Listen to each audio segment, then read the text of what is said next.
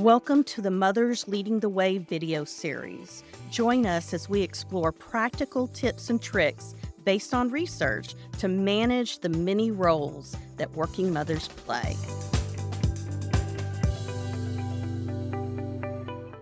Hello, everybody. I am so excited to be joining you today. We are going to be meeting with Dr. Kristin Neff, and I just can tell you right now, this is probably one of the most important videos that you can hear. And it will hopefully change not just how you view yourself, but also how you interact with those around you. And I think this is such a powerful content and subject matter. And so I've just been anticipating this particular video. So Kristin, thank you so much for joining us. Oh, thanks so much for having me, Shannon. I'm really happy to be bringing this message to working moms who need it for Yes, sure. yeah, absolutely. So can you kind of introduce yourself and tell us what your professional work has centered around? Yeah, so I'm an associate professor at University of Texas at Austin, and really for the last 20 years, I've been studying self-compassion. So self-compassion, I didn't come up with the idea. This is something I learned about my last year of graduate school, actually. And I was just feeling a lot of stress. I had just recently gotten divorced, and that was messy. But I was really stressed about the fact that I was about to get my PhD and no jobs in sight, very hard to get a job in academia. And so I thought I'd learn mindfulness meditation to help me deal with my stress. I heard it was good for it. And the very first night I went to the class, the woman leading the class talked about this thing called self-compassion, about the importance of turning compassion inward as well as outward. So in other words, just being kind, supportive, caring toward yourself, just as you would be to a good friend. And I tried it out the first night I went home, and I was just amazed at the ability it had to kind of help me cope with all the stress I was doing.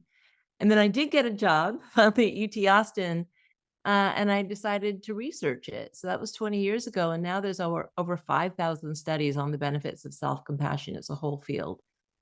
Yes, and what a difference it makes just to think of compassion in such a different way than that historically, societally, we've been taught to experience it. Yes, exactly. And also, so my first task as a professor was to actually measure it because self-compassion hadn't been measured before. And so when you think about what self-compassion is, in the easy sense is being compassionate towards yourself, but there are actually three components that are necessary in order for it to be a healthy mindset. So the first is kindness, which you might expect, being kind and supportive to yourself.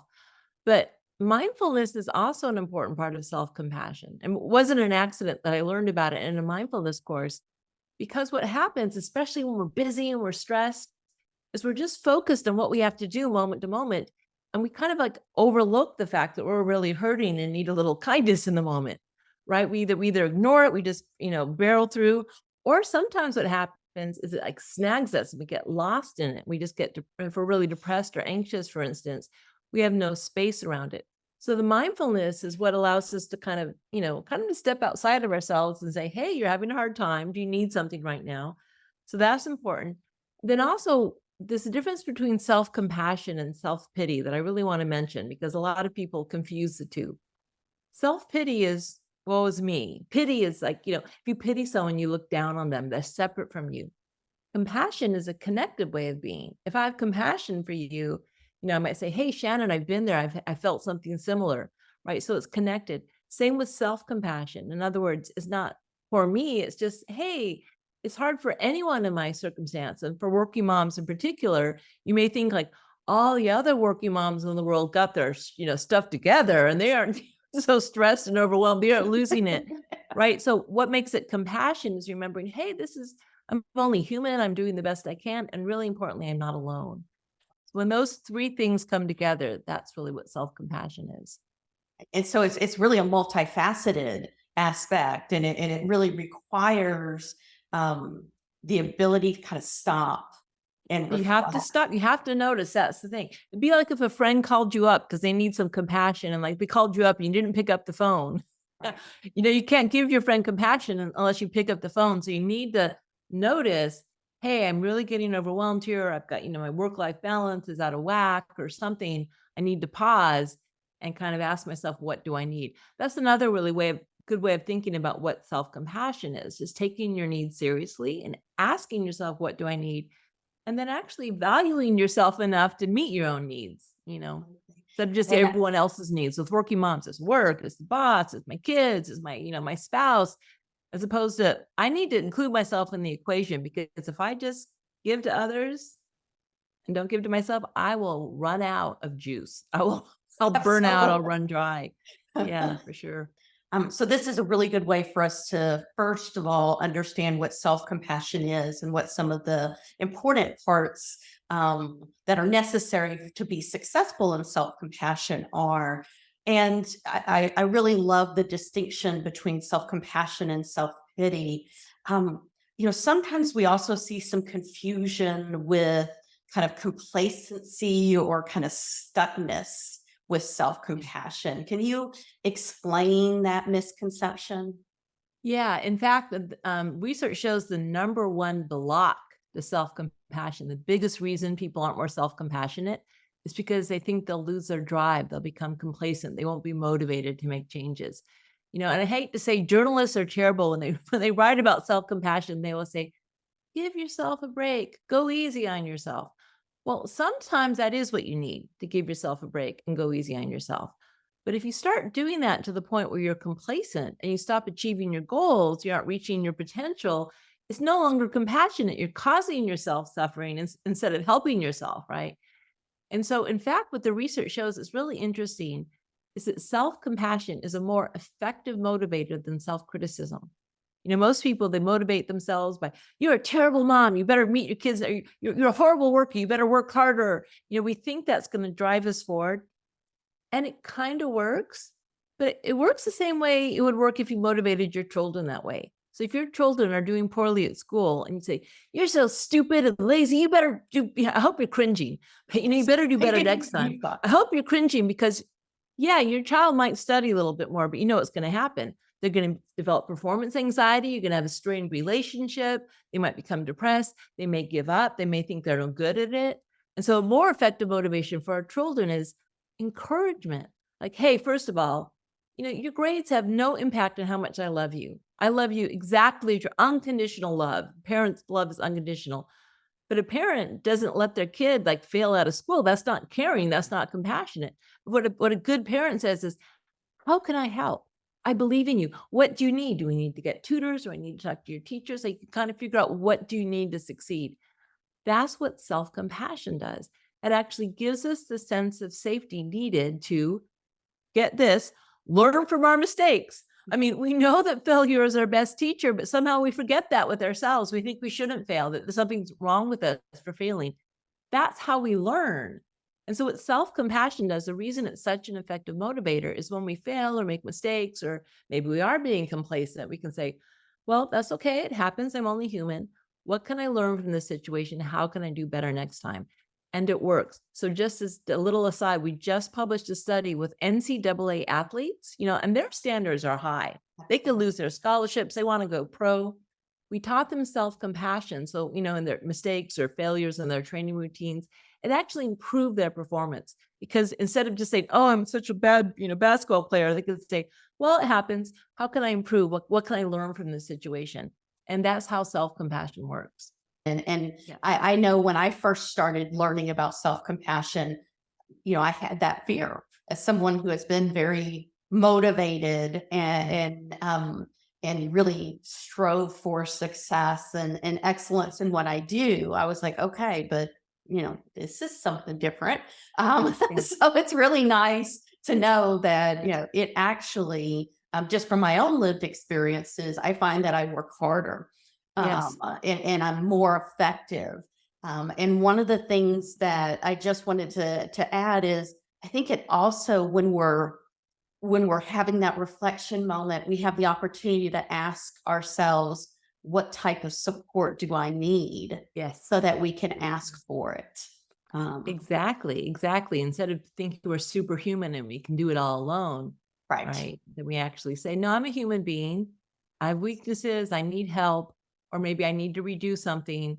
and that's okay. And then it's the self-acceptance. Actually, Carl Rogers said the curious paradox is the more I accept myself, the more I can change. Because again, we don't waste time thinking, oh, I'm a terrible mom or a terrible employee. We just say, okay, whatever, I failed, I made a mistake. How can I improve? And all our energy is spent on growing and learning as opposed to beating ourselves up. Right. Right.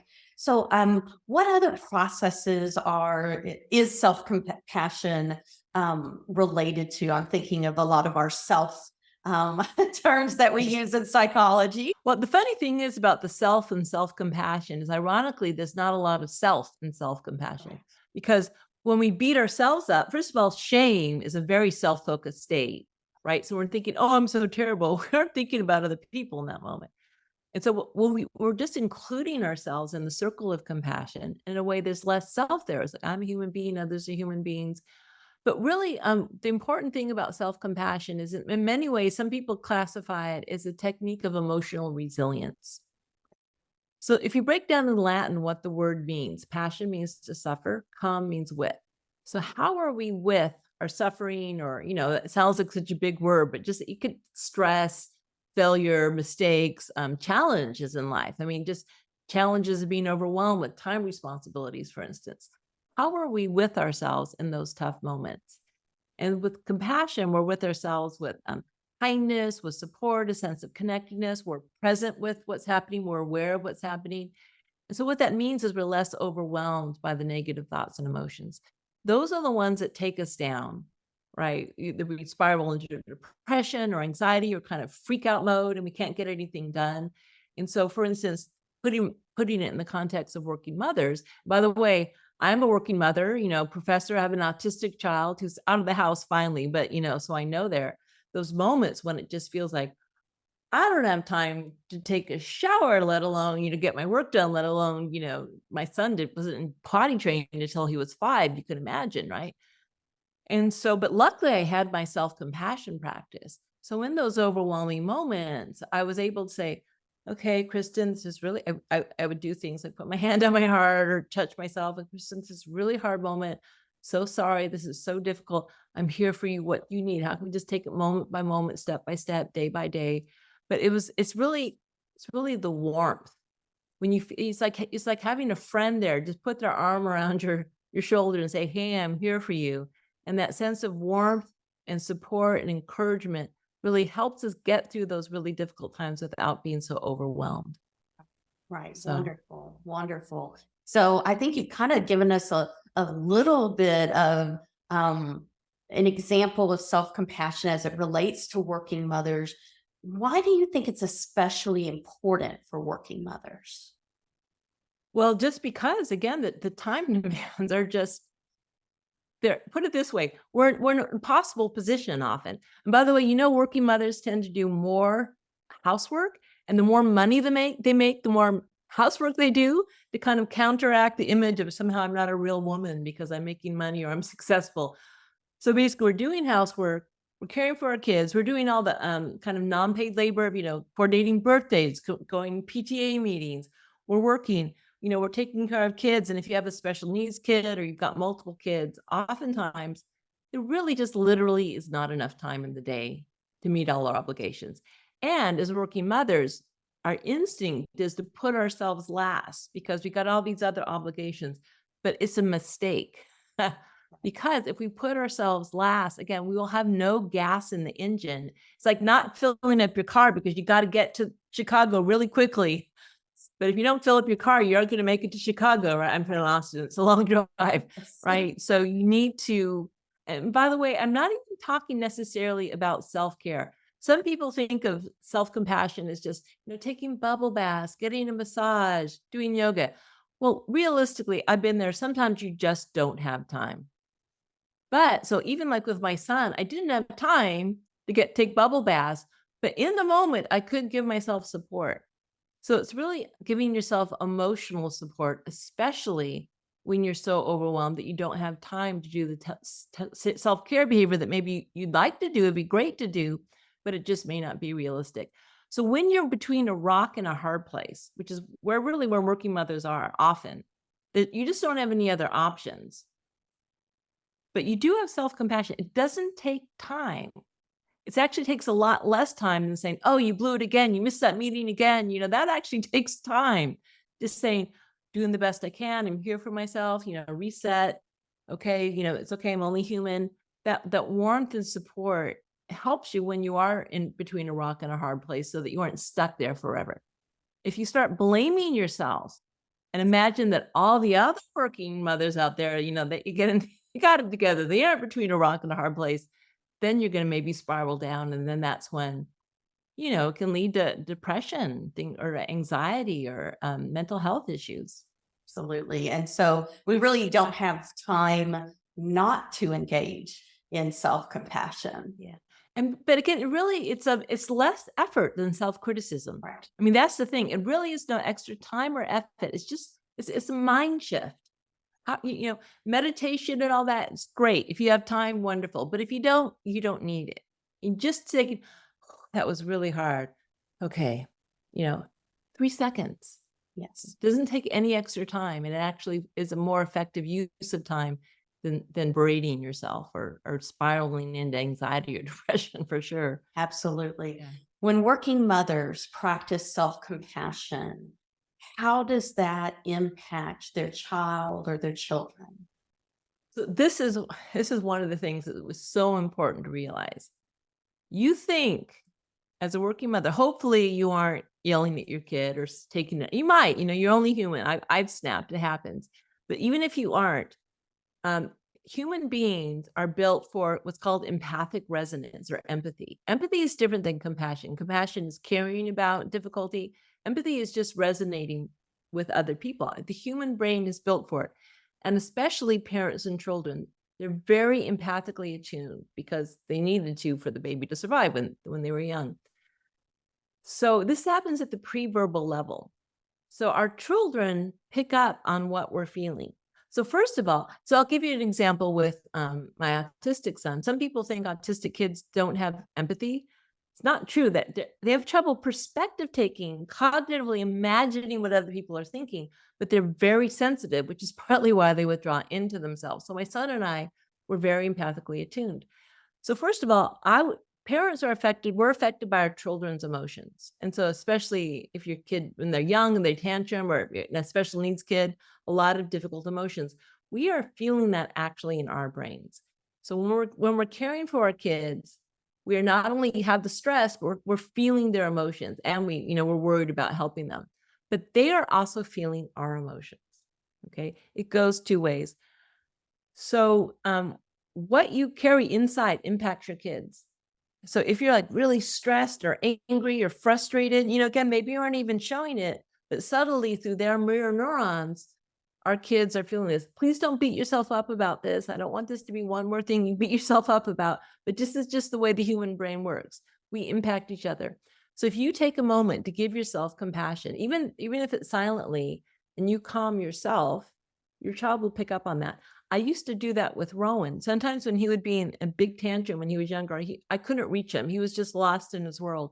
So I would give myself compassion. I would, say, Kristin, this is so hard. Sometimes, if no one was around, I'd even kind of rock myself and this is so hard. I'm here for you. I'm so sorry. I would flood myself with compassion and he would calm down. So you can kind of help regulate your child's emotions by regulating your own emotions. But if you do it out loud, it's even better, right? Because what we know from the research is self-compassion is contagious. If we hear people, let's say you break your favorite vase, okay? And if you say, "Oh, I'm such an idiot. That was grandma's vase," right? Then your child's learning, okay, that's the way you deal with making mistakes. You call yourself an idiot and you get really frustrated. But if you take that moment to say, "Oh, I love that grandma. Oh, I feel so sad. I love that vase." Well, I'm sad, but it happens. I'm only human. Well, I'll just pick it up and, it's okay. I'm so sad about it, but it's okay. It doesn't mean just because I made a mistake doesn't mean I'm a mistake. Things like that. You can use those opportunities to model for your kids when they're young, self-compassion.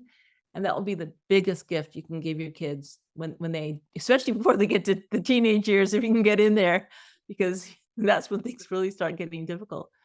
And isn't it wonderful to think about that we're really teaching our children to have compassion for themselves? I think we we oftentimes, as a working mother, I would oftentimes hear my kids will say something negative about themselves, and Yeah. it broke my heart. And I was like, oh no, you are this, you are this, you are this.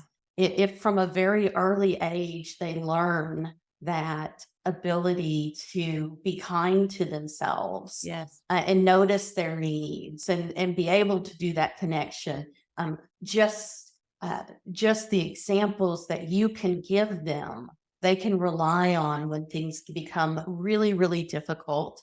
Absolutely. Let's say they give you a call and you can't answer at that moment.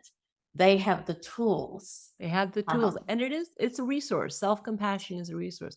And by the way, the best way to talk about self-compassion with kids, especially younger ones, is in the context of friendship, right? So if you don't have to say, well, Dr. Neff says there's 3 components. You don't need to do that. Just, being a good friend to yourself. So when kids are learning about friendship, when they're, maybe 6 or 7, you can talk about importance of being a good friend to yourself. And you can even say, would you say that to your friend? How do you think your friend would react if you said that to them? Would that be helpful or not helpful? So kids can understand this. It's not rocket science. That's the good thing. It's really not complicated. We just have to remember have to include ourselves in our friendliness and our goodwill.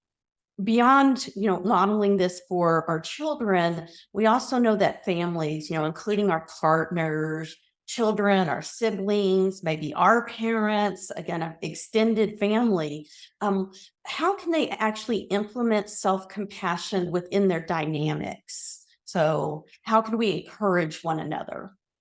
Yeah, yeah. So you do have to be a little careful not to shove this on anyone because you'll get backlash, right? You should be more self-compassionate. Oh yeah, Yeah, that right, won't work. yes. So again, really, I would say the best way is to model it, to embody self-compassion, to model it out loud if you can.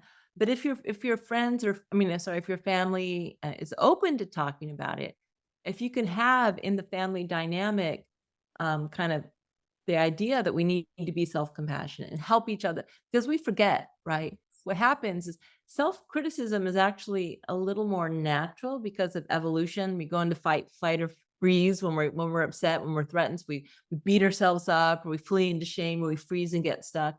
So it can be really helpful to have someone else remind you, hey, you're only human. It's okay. Have a little self-compassion. And that can actually help. Also, sometimes, we criticize ourselves in front of others, especially like family members or partners, because we feel we've made a mistake and we want to like criticize ourselves before they criticize us. We're actually looking for some compassion from them. So we beat ourselves up, like, oh, I'm so sorry to, because we want forgiveness from the other person. But if you kind of establish ahead of time that I don't need to do that, we don't need to do that. We can have self-compassion as kind of family rules, and if someone's starting to use that as an excuse for complacency, and people will, the human brain, oh, I'm sorry, sorry, mom, I stole that $100 out of your wallet. Oh, I have compassion. That's not okay either. So just being very clear when harm is being done, that we need to respect harm to everyone in the system. It's not an excuse for causing harm, Right. but it is saying, we can learn from our mistakes and grow from them. So having that as a family ethic and even taking a little self-compassion break, I can teach a little practice later called the self-compassion break, just a few minutes. Like if you're in a conflict and you have like just a moment, say, okay, self-compassion break, and because everyone's in their different perspective in a conflict. If everyone in that moment takes it kind of their own, this is really hard for me. Before you even go to the other person, you start with yourself. This is really hard for me. I'm so angry. I'm so upset, or I feel so hurt. Give yourself a little compassion, calm yourself down, and then it's a little easier to have the interaction. So it's really, you know, if possible, it's great to have it as a norm in a family. But if not, then you can still give it to yourself. Absolutely. So, Yeah. I do like the idea though of having kind of like a family ethic, something that Yes. we really committed to as a family. Yeah. And if our partners, our extended family is open to it, it also can build in some accountability, that when we go down that natural route of self-criticism, going, now, wait a minute, but this is a mistake. You're human.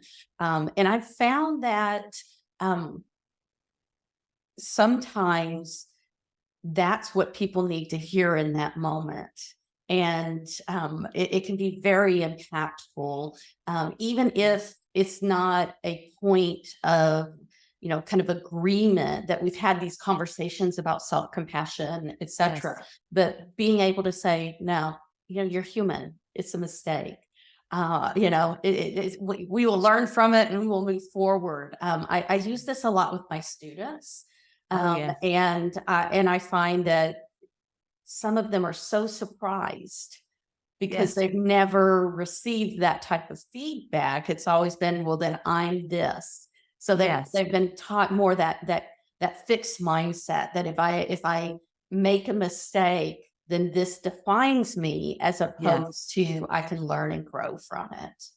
Exactly. And for those listeners who are like worried, but about maybe people let themselves off the hook, the research is very clear that if you have compassion for making a mistake or harming someone, people become more accountable, right? Because then they start, if you're thinking like, well, I'm a bad person, well, then I might as well just forget it. But if you're thinking, okay, I'm only human, then there's this natural desire to want to repair mistakes. Right. And by the way, not everyone's going to do that. There may be some people who don't. Just know that another part of self-compassion, I call it fierce self-compassion. That means like drawing boundaries, for instance. So tender self-compassion is about acceptance. I can accept myself.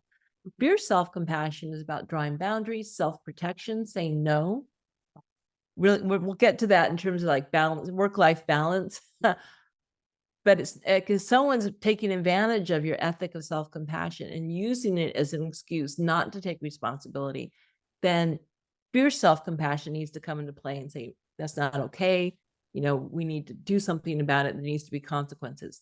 So it's not just soft and squishy.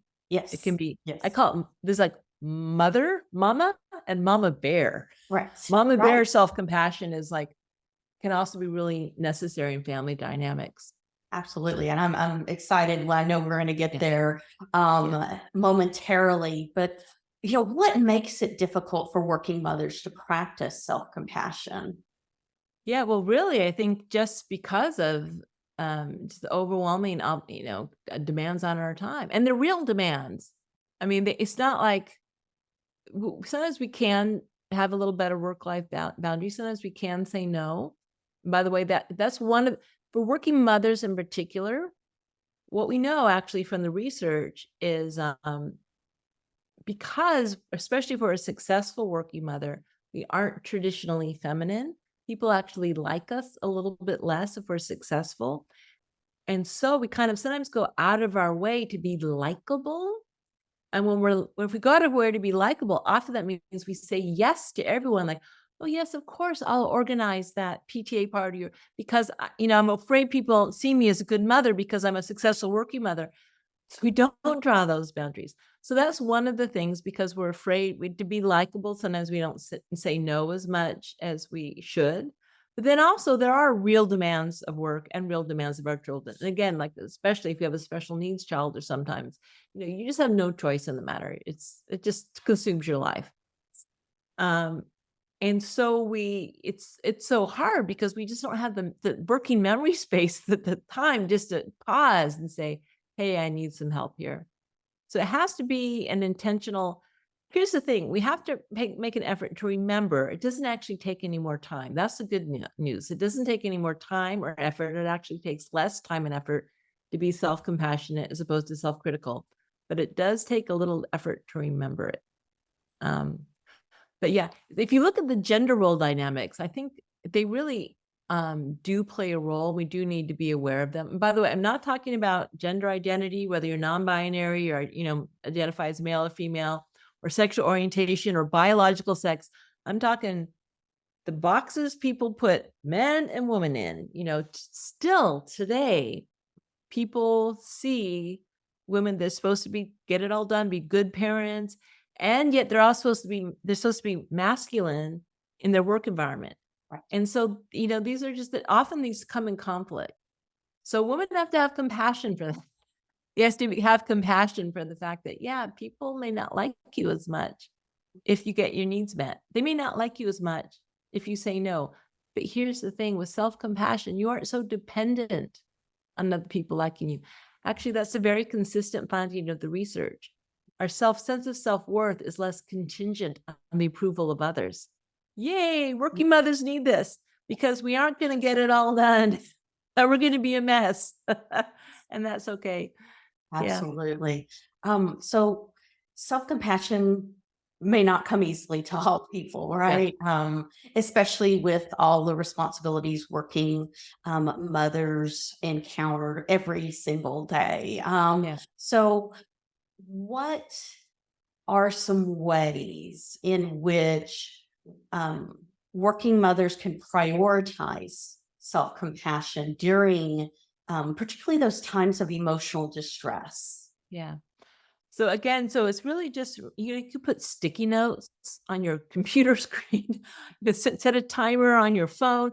Do whatever you need to remember. But so for me, for instance, um, I still make as many mistakes as I used to. I would like to say that after 20 years of or 25 years of self compassion practice, I'm perfect. I'm not. But what I am good is I do remember self-compassion. So it just becomes a habit. As a matter of fact, your reminder, instead of the sticky note, the reminder is, oh, I'm hurting in some way. I feel stressed in some way. That becomes your reminder. And in that moment, it's like it's instead of being lost in the stress or lost in the freak out or lost in the worry, you just have to just step outside of yourself a little bit. And this is why the concept of friendship is so good because you kind of perspective take with yourself. You kind of step outside of yourself and you say, wow, this is so hard. First of all, maybe some comfort, validation. I'm so sorry that, it's just so difficult for you right now. Some words of kindness. I'm here for you. I care. How can I help? Even if the only way you can help yourself is by going, it's so hard. Just try that for a second. Do it. I'm actually serious, Shannon. Just do it. This is so hard. It's so hard. Anyone watch it? This is so hard. How long did that take? 3 seconds? Right. And you aren't saying that this is so hard and therefore I'm going to give up. It's just that little validation and recognition and feeling of support gives you a little bit of you stay in the game so that you can keep doing what you have to do in that moment. Again, it's not going to make your problems go away. It's not going to fix anything, but it's life's a battle in a way. And for working mothers, it can feel like a battle, work obligations, kids, school, all that. Who's going to make you stronger in battle if you're an ally or an enemy? Think about that. So when you say something like this is so hard or you're a friend to yourself, you're an ally. You just feel your own support. But if what you feel are these voices of criticism, you aren't good enough, you aren't doing enough, you should be doing more, it's all your fault, then you're cutting yourself down and making it worse. So really, it's just a matter of switching the voice in your head from that of an ally, from that of an enemy to an ally. And what you do it when those stressful moments arise. And again, if you need little sticky notes, timer on your iPhone, or just eventually learn to build the habit. We have a great saying in the self-compassion world. The goal of practice is simply to become a compassionate mess. Right. Right? Think about that. Your goal is not to have it all together, to be perfect, to get it all right. It will never happen, especially if you're a working mother. But being a compassionate mess is an achievable goal. So when the messiness arises, you don't have to fix it or get it. You can do your best. All you have to do is be compassionate toward that mess. And that's actually enough to help you get through it. And then like your goal, instead of getting it right, your goal becomes to open your heart. And most of us, isn't that really what we care about anyway? Having our hearts open, feeling that love, that connection with others. And so that your priorities actually start to shift over time, which is really pretty amazing. And when I think about what I want for my kids, what I want for my children, that's exactly what I envision for them. It is not that they be perfect. Yeah. I've never expected it. Don't expect it, but really that they have a heart for themselves and for others, Exactly. Exactly. and can be kind to themselves in those times when everything seems to be going wrong. Right. And that they But they can keep do going. They aren't absolutely, derailed by it. They aren't they can knocked be down by it. resilient Exactly. in the face of a very challenging world. Oh yeah. And so I think that that is a great way to think about it. And it doesn't require, as you said, it's great if you can do the external and you're in a safe space to do that, but sometimes we're not. Well, And you can so fold it, your arms, you can like hold your hands, you can yes, even just the internal dot. No one has to know. Like absolutely. if your difficulty is your boss who's just said, you don't want to say, you know, Right. right. You might lose your job. But Yes. internally you can say, wow, I cannot believe my boss just said that. That's really difficult to hear. I'm not the only one. Anyone in this situation would find it difficult. By the way, just coming back to this common humanity piece, it's so key because naturally our brain tends to feel like this is just happening to me. And that's because in the moment, we're only listening to our own thoughts. The more you can remember that your humanity, that you aren't the only one, that this is normal for anyone in this circumstance to feel this way, that in and of itself really helps us because it's feeling isolated and feeling the shame that really does us in. And shame, actually, the feeling that there's something fundamentally wrong with me, shame actually underlies most of our mental health disorders. Absolutely. So if we can prevent ourselves from going into shame and just saying, this happens to everyone, nothing wrong with me for feeling this way, then this is how we keep ourselves resilient and we stay in the game. Absolutely. And we keep moving and we keep Exactly. doing, Learning, growing, learning, still a growing. mess, but we're a Mhm. compassionate mess, and that's okay. Absolutely. A little less messy. I've improved a little bit over the years. Yes. So Oh, we generally learn a little bit to at yeah, a least little keep bit one at a area time. of the mess, and Yeah. and something else may arise, but at least we You have the know, resources a resource. to handle those new and additional messes. Exactly. So we've really talked a lot about the individual and the working mom, but what would be benefits if workplaces or organizations implemented self-compassion practices? Yeah, well, so there's some great work by Jane Dutton and colleagues at University of Pennsylvania. I don't know if you're talking to them about compassionate organizations. And so at first they were mainly talking about compassion for others, but then we met a few years, some years back, and now they're including compassion, 360 compassion for others and oneself. And the research is very clear that organizations that actually encourage compassion and maybe compassion for each other by doing things like when someone has a problem, they let the coworkers know about it. It's not like a hidden problem and give people opportunities to help. And then if including that kind of that ethos of self-compassion. So one example of this is we taught self-compassion in a children's hospital and children's hospital, it was all about self-sacrifice. That was the culture. And how many shifts did you work? And once we taught self-compassion, it started becoming, again, the cultural norm. The nurses and doctors would start saying to you need a break, or don't be hard on yourself, or it's okay. Remember to be self-compassionate. So really, it's about changing the culture. And then once you start doing that, amazing. Like for instance, it reduces turnover rates. It reduces work-related burnout. It's actually good for the bottom line because people are more productive.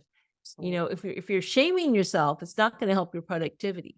But self-compassion helps you. Okay, made a mistake. Move on. How do I work toward repairing it? So the research, there's not as much research on self-compassion in the workplace as I would like, but there actually is a growing amount of it. It's also, especially for leaders, self-compassionate leaders who model self-compassion for their employees. That's one way to bring it into the workplace. The workers really respect self-compassionate leaders, and they also helps them because, again, self-compassion is contagious and it changes the workplace culture. So it's I think I think self-compassion should be taught everywhere. I'm a little biased, but Yes. you know, But in a it good just way. it makes such a big difference. I mean, decreased turnover, decreased burnout rates, more productivity. I mean, what's not to like? Right, and especially right now when these are such critical issues, Yes. it has to be something that we start talking about. And Yes. as women become more often in leadership roles, I think Yes. we can start to have some conversations of, how can we change cultures to be not just more productive but more Yes. compassionate. Yes. Um, And again, this is bringing the gender role socialization back into this. Historically, compassion was part of the female role, and therefore a lot of people see compassion as weak. And so in workplaces, people hear the word compassion and thinks, oh, that's soft and squishy and just it's going to harm the bottom line or something like that. It actually doesn't. It increases productivity. Kindness helps. It doesn't harm. And by the Absolutely. way, maybe they don't know about fierce self-compassion. It doesn't mean you're going to somehow let your competitors get the edge. No, boundaries, fierce mama bear self-compassion as well. Yes. But it's not weak. It's an incredible strength, and that including a strength in the workplace. Absolutely. I've oftentimes thought, kindness is actually an extremely strong trait because you're placing Absolutely. yourself out there. And so it takes a lot of core strength to be able to do that. It does. But remember that kindness is maybe some people are afraid that you're just kind to others and not to yourself. If Right. it's one-way kindness, maybe that is a problem. Right. Has to be 360-degree kindness and Absolutely. compassion. So that if there's a conflict, you don't subordinate yourself. You don't say, okay, you have it your way, but you don't say, okay, my way or the highway. It's like, no, everyone's needs are important. How can we come up with a solution, a win-win for everyone? Right. That's what we need in business context, also in the family. When Absolutely. there's family conflict, we need win-win for everyone. We don't need, self-subordination or prioritization. We need compromise. Yes. Yeah. Wonderful. So how does self-compassion impact things like life satisfaction, your stress management ability, and your resiliency? We've referred to it, but let's kind of tie it together. Yeah, well, especially the life satisfaction, happiness, because we've talked about how self-compassion helps us be resilient. We aren't less likely to be depressed or anxious because we don't get knocked down by the negative emotions. But the really interesting thing is that positive things like life satisfaction, like happiness, like hope, it's equally strongly related to positive emotions, even though by definition and how we measure it and study it, self-compassion is how you relate to difficult emotions. The reason is compassion is a positive emotion. It doesn't paper over the negative. It's not like, and every day I'm getting stronger and stronger. Maybe I'm not. Maybe I just got a health diagnosis. But it's that the kindness, the feelings of connectedness, the feelings of presence, these are positive emotions. And so that actually helps us generate more positive emotions, things like happiness and life satisfaction and hope. Because a kind of a more poetic way of talking about the three components of self-compassion is loving, connected presence. That's kindness, common humanity, and mindfulness. Loving, connected presence. We're with ourselves with loving, connected presence. And these are positive emotions, that actually help generate other positive emotions.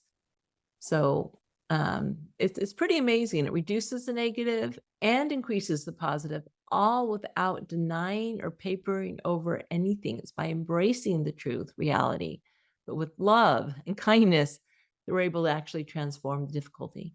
Absolutely. So I know we're going to end with some practice, but before we go into that, what would be your best advice for working mothers? Yeah, I mean, really, just I would say to prioritize self-compassion. Just it's so necessary. We both know this from personal experience. It's not going to make you weak. It's not going to make you selfish. It's not going to undermine your motivation. It will really help in so many ways. And it doesn't take any extra time or effort. It really just is a mindset. So I would just say to really prioritize remembering to be self-compassionate as you go throughout your day, at work and your work as a parent. Um, it's just absolutely essential. It really is. I can't think of any other resilience factor probably as useful in so many ways as self-compassion. I mean, the other things, of course, are also important, but this is the foundation. If we aren't with ourselves when those difficult emotions come up in a friendly way, we're going to be derailed. We're toast, basically. If you don't want to be toast, practice Practice self-compassion. self. Your tagline. Uh, and I think, it may be that you have to start off by having some of those external reminders. Sure. Yeah. And then, as you said, as you practice it, it becomes something that becomes more natural for you to do. And so don't be afraid to, do something creative like a note. Maybe it's a picture of somebody that's a friend that when Yeah. you're experiencing the stress, looking Yes. at that picture thinking, okay, how would I want to speak to them? I need to speak to myself that way. And also on my website, selfcompassion.org, I have a ton of free, like guided practices. Listen to a 7-minute practice on, if you have time. You may not have time, but if Yes. you do, there are a lot of their books, their workbooks. There's actually a lot of resources out there. So you don't have to do it alone for sure. Absolutely. So I did say we were going to go into the practice, but before we do that, could you give just one more example of the kind of mama bear self compassion and Yes. kind of flesh that out a little bit for us? Yeah. Yeah. So, like I said, there's both fierce and tender self-compassion. There's mama and mama bear. Interesting, they're both prototypical female energies, but it doesn't matter even whether or not you have kids. These are human energies. So the tender self-compassion is about unconditional acceptance. It's about validating ourselves, soothing ourselves, comforting ourselves. Fierce self-compassion, mama bear self-compassion is about protecting ourselves, saying no, drawing boundaries. It's also about providing for ourselves. Like think of a mama bear. She may, fish for, all day long, get salmon for her cubs. A lot of so we do that for ourselves. In other words, our need for energy, time, resources, we have to include ourselves in terms of whose needs we're meeting. Otherwise, our cup will run dry. And then motivating change. So basically, it means there's one is about acceptance as a form of alleviating suffering. The other one is about taking action as a way to alleviate suffering. And it's like yin and yang. We need them to be balanced. If we're too accepting and not fierce enough, we may be complacent, or we may just give it all away, or not stand up for ourselves. But if we're too fierce without enough acceptance, we may just be like too striving and trying to achieve it all and do. And sometimes we need to not do. So it's like yin and yang. We need balance. We need both. Perfect. Thank you so much for that. I think we oftentimes do think of self compassion more in that supportive way, Tender and I way, really yes. do like the mama bear Anger, for example. instance, sometimes we need to is anger helpful or harmful? It just depends. Exactly. Sometimes anger can energize us, focus us, say no. Mama bear is angry when someone tries to hurt her cubs. Sometimes we Right. need to get angry. When it's not good is when it causes harm to self or others, But there's nothing wrong with even anger. It's just a natural human emotion. It means what is it being used toward, to help or to harm? And it can be helpful. It really Yes. can. Sometimes we need to stand up, protest, say no. Yes. Yes. Yeah. Those are both critical things for everyone. Every But especially for women who are oftentimes taught it's not okay Yes. to be angry. Exactly. Or to be So fierce. Yeah. absolutely, absolutely. Need both. So, you were going to kind of wrap this up Yes. by allowing us to practice with you, which I'm hugely excited about. So I can now say that I practice self-compassion with Dr. Yes. Kristin Neff.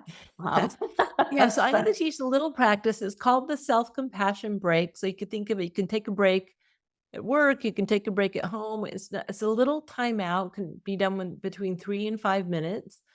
Basically, all we're doing is we're bringing in the 3 components of self-compassion. We're being mindful of whatever's troubling us or stressing us out. Remember, we aren't alone with common humanity. And we give ourselves some kindness. And we're going to do that 2 ways: with some words of kindness, like the type of thing you would say to a good friend, and also with touch. touch is so important because humans evolved to interpret this touch as a signal of care. Think of babies when you hold them.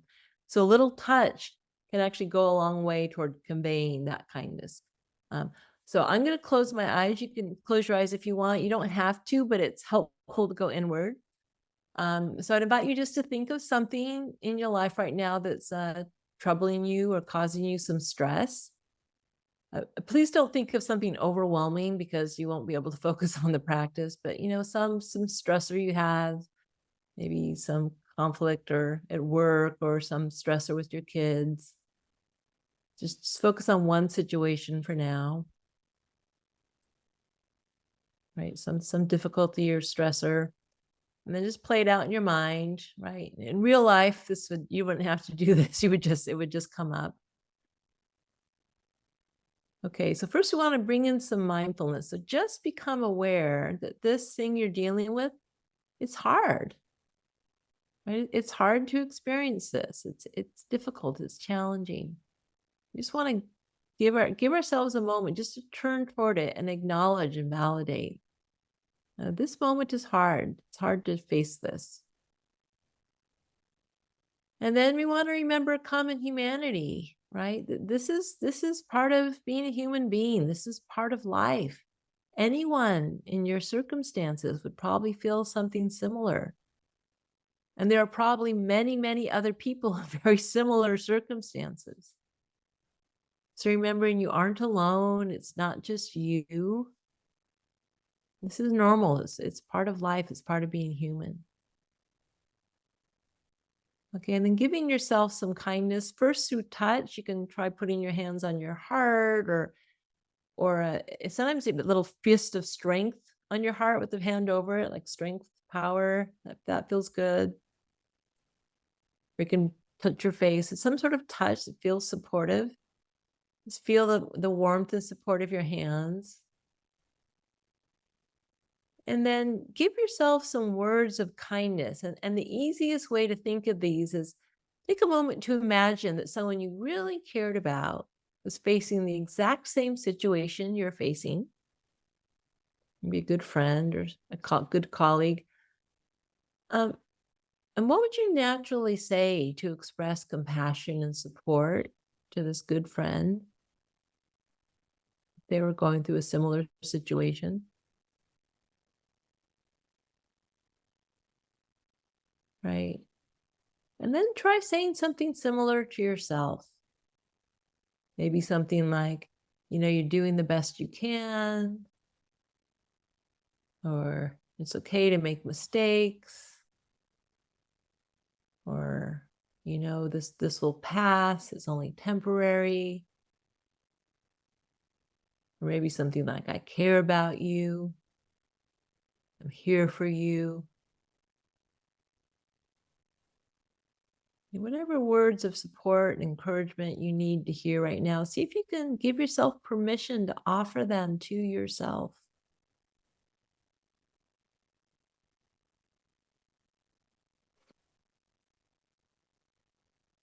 Okay, and that's the practice. It's very, very simple.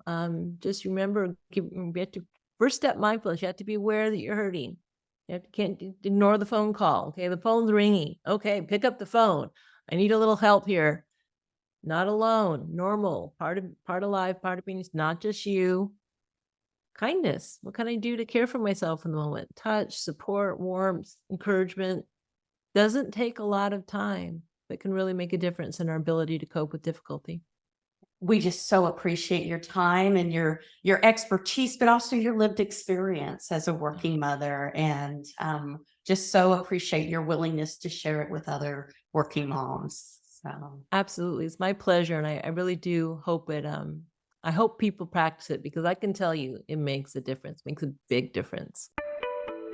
The Mothers Leading the Way team is grateful for the support of the Jane Nelson Institute for Women's Leadership at Texas Women's University, as well as Positive Leadership at positiveleadership.com.